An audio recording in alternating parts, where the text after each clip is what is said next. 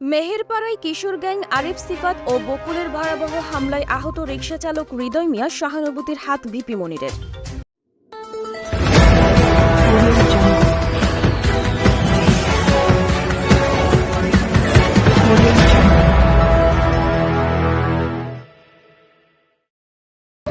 বিচার করবো আমরা, একদম সুষ্ঠু বিচার করবো আমরা। কালকে রাতে আমি জাহাঙ্গীর হাজিরের সাথে ফোনে কথা বলছি, তখন সে এদেরকে খোঁজাখুঁজি করতেছে। আমরা এটাকে কঠিন বিচার করবো। নরসিংদী সদর উপজেলাধীন মেহেরপাড়া ইউনিয়নের কৌলানপুর ঝাড়তলা এলাকায় সাধারণ রিকশা চালক হৃদয়কে ধরে নিয়ে এলোপাথারি মারতে থাকে কিশোর গ্যাংয়ের সদস্য আরিফ সিফাত ও বকুলের লোকজন। শরীরের বিভিন্ন স্থানে মেরে রক্তাক্ত ও ক্ষতবিক্ষত করে ফেলে রেখে যায়। এই ব্যাপারে ইতোমধ্যে মাধবদী থানায় একটি মামলা দায়ের করা হয়েছে। কিশোর গ্যাংয়ের হাতে আহত আঘাতপ্রাপ্ত হৃদয় হোসেন মেহেরপাড়া ইউনিয়নের সরপিনিগড় এলাকার তমিজউদ্দিনের ছেলে। এই ব্যাপারে স্থানীয় জনগণ ও হৃদয়ের বক্তব্য শুনুন। হৃদয় মিয়া, সরপিনিগড় আমার বাড়ি। বাবার নাম তমিজউদ্দিন। আমি একজন রিক্সা চালাই। আর আমারে রয়ে গেছে রিক্সা চালানোর কথা কইয়া নিয়া তিনতলার মেয়ে দৌড়ে আমার বাইরে এসে বাইরে মেরে শেয়ার করাইতে চাইছে। আমি আগে রিক্সা চুরি করে নিয়ে বেচছি। আর আমার তো লাস্ট টিয়া চাইছে, করে টিয়া দিতাম। তাতে মারছে, আর এসে আরিফে মারছে, আর এসে বকুলে মারছে।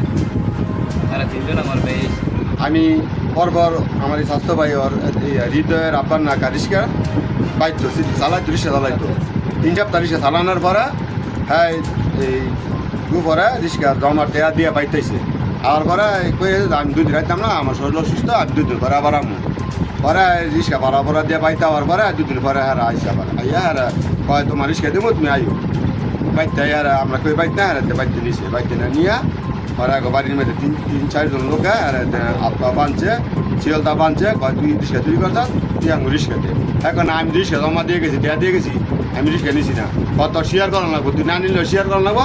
এইটা কই হারে লোবারতালি বাড়ি আর শিয়ালদা বাড়ি। সামাজিক অবক্ষয় রোধে ও প্রশাসনিক শৃঙ্খলা রক্ষার্থে এই কিশোর গ্যাং বাহিনীর সর্বোচ্চ বিচার কামনা করেছেন আলহাজ মনির হোসেন ভিপি মনির।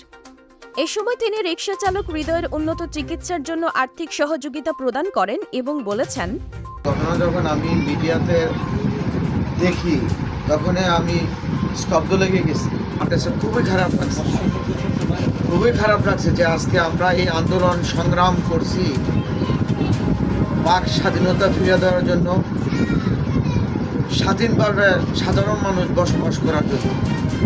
আজকে এত ছাত্র জনতার আন্দোলনে এত রক্তর খননের পরে আজকে আমরা স্বাধীনতা পেয়েছি।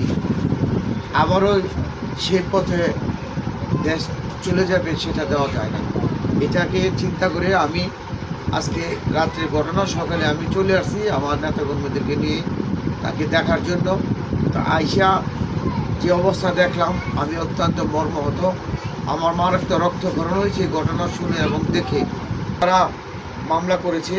তো আমাদের নরসিংদী জেলার আমাদের মান্যবর এসপি মহোদয় খুব মানবিক একজন পুলিশ সুপার, ওনার মানুষকে যথেষ্ট সহযোগিতা করেন এবং আইনের সর্বোচ্চ জায়গায় এসপি মহোদয় সব আছেন। ওনার কাছে আমি বিনীত অনুরোধ করব আপনার মাধ্যমে এই ঘটনার সুষ্ঠু তদন্ত করে এই আসামিদের দৃষ্টান্তমূলক বিচার আমরা দেখতে চাই। ওনার জন্য বিচারের সুব্যবস্থা করেন।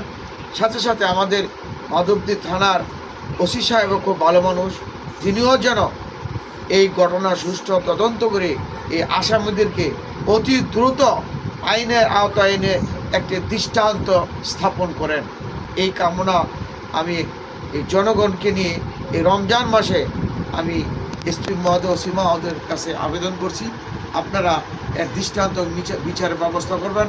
নতুবা সাধারণ জনগণ যদি ক্ষিপ্ত হয়ে যায় তাহলে কিন্তু সেটা আমরা যারা সামাজিক লোক, আমরা যারা সমাজে আছি সেটা কিন্তু আমরা ধরে রাখতে পারবো না।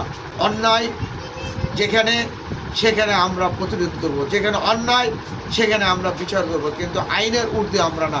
যেহেতু মামলা হয়েছে তাই আইনের প্রতি শ্রদ্ধা জানিয়ে আমি বিনীত অনুরোধ করব প্রশাসন যাতে সুষ্ঠু তদন্ত করে বিচার অতি দ্রুত করে।